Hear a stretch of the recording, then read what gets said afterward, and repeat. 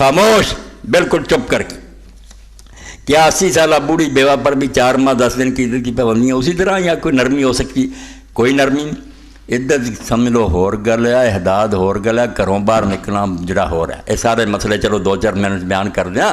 عدت ہے بھی نواں نکاح نہیں کر سکتی. 80 سال کی بوڑھی ہے مگر بہرحال اجازت ہے نا. کوئی بڑھاپے جی کوئی بڑھا ہی ٹکر جانا، چل دونوں کٹھے ہو جانے تو کوئی ایسی گل نہیں، منع تو کوئی نہیں. عدت کا معنی ہے کہ نکاح اس دوران نہیں ہو سکتا، اینا معنی عدت یہ کہتے ہیں.